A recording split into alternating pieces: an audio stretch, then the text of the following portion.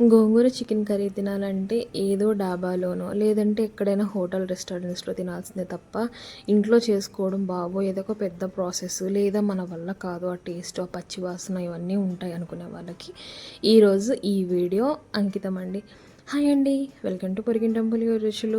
గోంగూర chicken curry అనేది వినడానికి ఎంత బాగుంటుందో, తినడానికి ఎంత బాగుంటుందో, చేసుకోవాలంటే చాలా కష్టం అనుకుంటూ ఉంటారు. సో అలాంటి వాళ్ళ కోసం ఒక చిన్న రిమైండర్ ఏంటంటే, మనం ఇంట్లో అనుకోవాలి కానీ ఏదైనా ఈజీగా చేసుకోవచ్చు అండి. అందులో ఈ గోంగూర చికెన్ కర్రీ కూడా ఒకటి.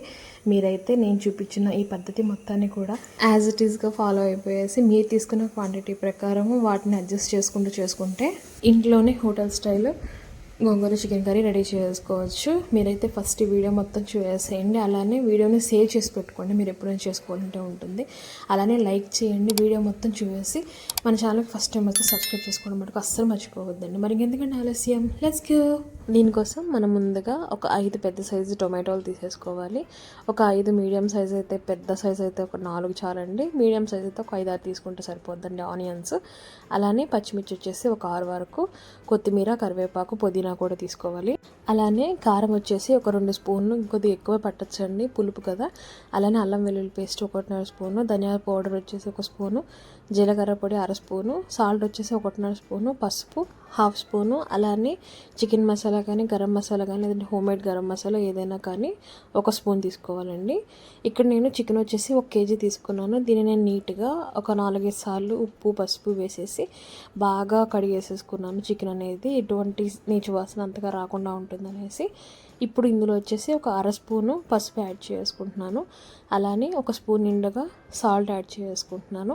అలానే ఇప్పుడు వచ్చేసి ఇందులోనే 1 స్పూన్ వరకు కారం యాడ్ చేసుకునేసి, జింజర్ గార్లిక్ పేస్ట్, అల్లం వెల్లుల్లి పేస్ట్ వచ్చేసి 1 స్పూన్ యాడ్ చేసుకోండి. దీన్ని మొత్తాన్ని బాగా ప్రతి ఒక్క ముక్క కూడా ఈ మసాలా అంతా బాగా పట్టేలాగా మనం కలుపుకుంటూ బాగా ఒక 3 మినిట్స్ వరకు అన్నా మనం దీనికి మసాజ్ చేస్తే మొత్తం కూడా ఆ మసాలా అంతా కూడా కోట్ అవ్వాలండి పీసెస్కి. సో అంతవరకు మనం కలిపేసేసుకునేసి దీన్ని మనము ఒక 1/2 అవర్ వరకైనా కానీ, ఒక గంట వరకైనా ఫ్రిడ్జ్లో పెట్టుకుంటే చాలా బాగుంటుందండి మ్యారినేట్ అయ్యేసి. సో దీన్ని మనము మ్యారినేషన్ కోసం వదిలేద్దాం. ఇక్కడ నేను గోంగూర వచ్చేసి 4 కట్టలు గోంగూర తీసుకున్నానండి. ఇది వచ్చేసి నేను ఇక్కడ లేత గోంగూర తీసుకున్నాను కాబట్టి 4 కట్టలు తీసుకున్నాను. మీరు ఒకవేళ ముదురు గోంగూర కానీ తీసుకుంటే మటుకు 3 కట్టలు తీసుకుంటే సరిపోద్ది. చికెన్ ఏం పులుపు అవద్ది అలాంటివి ఏం అనుకోవద్దండి, కరెక్ట్గా సరిపోద్ది మనము వేసిన టమాటోస్, ఆనియన్స్ అన్నీ కలిపి కూడా.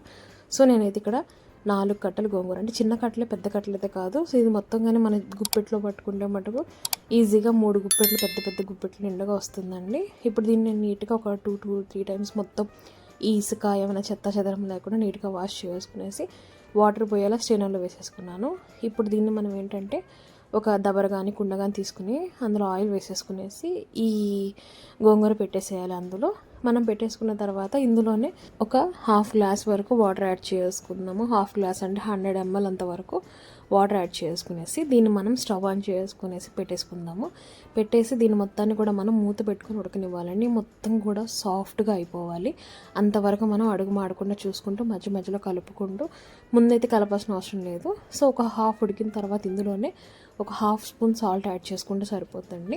సో అలాగే మళ్ళీ మూత పెట్టుకుని ఉడకనిచ్చుకుంటూ ఇంకొద్దిగా ఇంకా ఆల్మోస్ట్ మెత్తపడుతుంది అన్నప్పుడు ఏంటంటే పచ్చిమిర్చి ముక్కలు యాడ్ చేసుకునేసి మూత పెట్టుకునేసి మొత్తం కూడా మెత్తగా అయినప్పుడు ఇంకా ఫ్లేమ్ ఆఫ్ చేసుకునేసి మీరు గెరిటతోని ఇలాగ ఒకసారి కలపడానికి ట్రై చేయండి వెనక పక్క భాగంతో.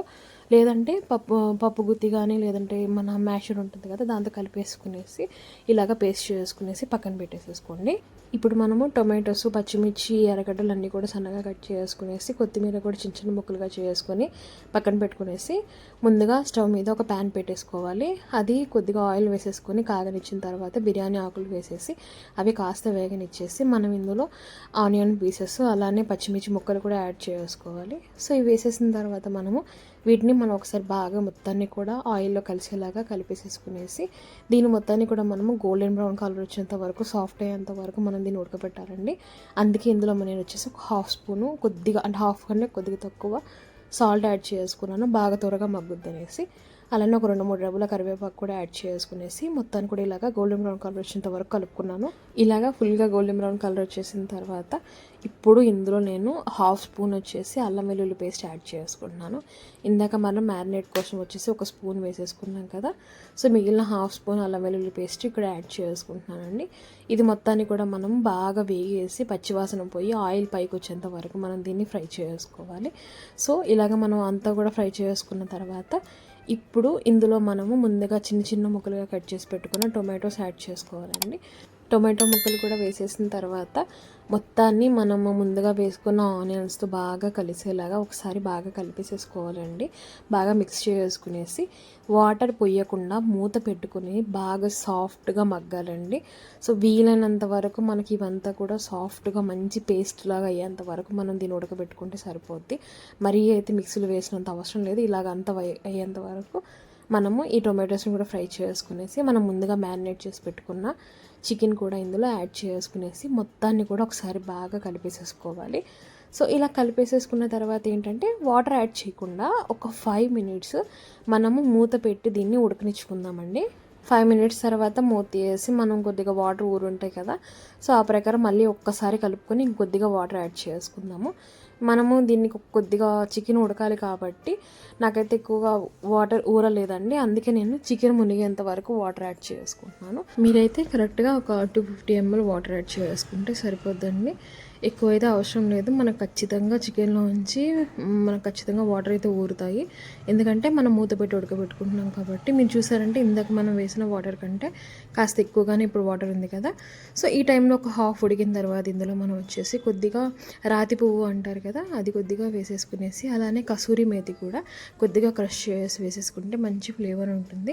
సో అది వేసేసిన తర్వాత అలానే మనం ఇప్పుడు ఇందులోనే మిగిలిన కారపొడి, ధనియాల పొడి, జీరా పొడి, ఇంకా వచ్చేసి మనకు ఇది చికెన్ మసాలా కానీ గరం మసాలా అని చెప్పాను కదా, సో అదైనా ఇదంతా కూడా మొత్తం కూడా ఒక్కసారి వేసేసుకున్న తర్వాత మొత్తాన్ని ఒకసారి బాగా కలిపేసేసుకోండి, మొత్తం కూడా కలిసేలాగా.